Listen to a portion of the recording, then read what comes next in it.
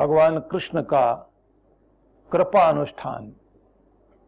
भगवान श्री कृष्ण की कृपा के लिए उनकी पूजा, उनका अनुष्ठान तो वो शुरू होगा, वही समय रहेगा।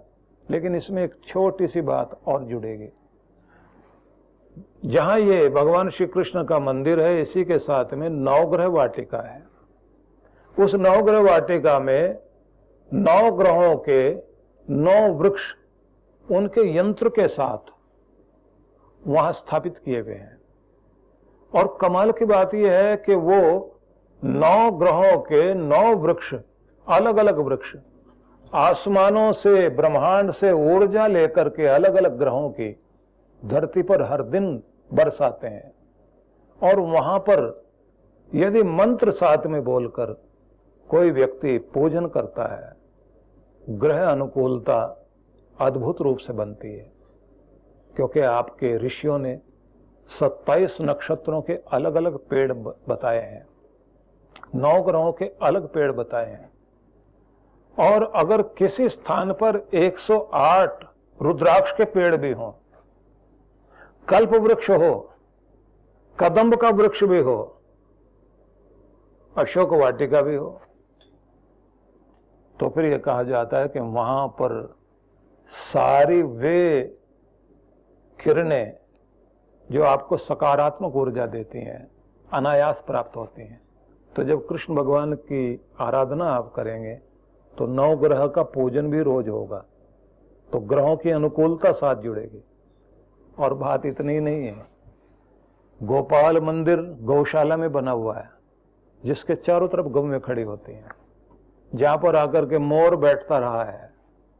वहां आप 2 बार ऐसा अवसर आएगा तिथि के अनुसार, जब आप गौ पूजन भी साथ में करेंगे। गौ पूजन उधर से हो रहा है, गोपाल मंदिर से, और जहां आप पूजन करेंगे वहीं पीछे साथ में इधर गोपाल मंदिर है, गोपाल मंदिर के साथ ही कदम्ब का वृक्ष है, जहां कृष्ण भगवान खड़े होकर बांसुरी बजाते थे और सामने गौएं होती थी। और गीता में भगवान ने कहा गवाम मध्य वसाम्य हम, तो वो पूजन भी साथ साथ चलेगा। गौओं का पूजन, नवग्रह का पूजन, कृष्ण भगवान का पूजन, और सारे वटुक ब्रह्मचारी और हमारे कर्मकांडी विद्वान लोग और हमारे कीर्तन वाले, भजन गाने वाले लोग एक साथ प्रभात में भगवान की वंदना करेंगे। अवसर बड़ा अद्भुत रहेगा। तो बैठे आराधना करें और विधि पूर्वक करें। और देखिए, भावना की तरंगें ही भगवान तक जाती हैं। आप वहां से बैठकर भावनात्मक रूप से 1 घंटा सुबह सुबह आप लगाइए और भगवान की कृपा आपके ऊपर होगी। जन्माष्टमी का पूजन तो जन्माष्टमी वाले दिन होना ही है, लेकिन उसके बाद में छठी जब आती है, क्योंकि आप स्वयं भी जानते हैं कि किसी बच्चे के जन्म के बाद में छठी जब आती है तो उस दिन कहते हैं ब्रह्मा जी लेख लिखते हैं आकर। और कुछ लोगों की मान्यता ये है, जैसे ज्यूइश लोग ये मानते हैं कि रब जो है वो इंसान के अंदर बसा रहता है और 6 दिन के बाद में वो आकर फरिश्ता भेजता है अपना, और आकर उसके होठ के पास यहाँ से दबाता है, दबा करके उसको कहता है कि दुनिया की याद आएगी, तू आँख खोल रहा है, मुझे मत भूल जाना। तो हर एक के होठ के पास यहाँ एक दबा हुआ निशान है। यहाँ अंगूठे से दबाया, उसने कहा इन लबों पर मेरा नाम रखना, याद रखना, मुझे कभी भूलना नहीं। क्योंकि एक लब दुनिया के लिए है, एक लब दुनिया के मालिक के लिए है।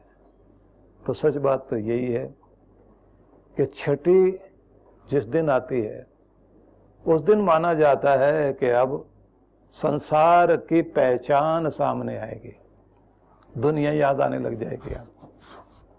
तो छठ को जाकर के कोई भी जन्मदिन मनाया जाता है तो छठ को पूरा होता है। तो षष्ठी जो है, छठ जो आएगी, छठी जो आएगी, षष्ठी बोलते हैं उसको। तो जन्माष्टमी के बाद में छठवें दिन, उस दिन इसका समापन होगा। तो इस तरह से आयोजन रखा गया है। इसमें तो आपने भाग लेना ही है।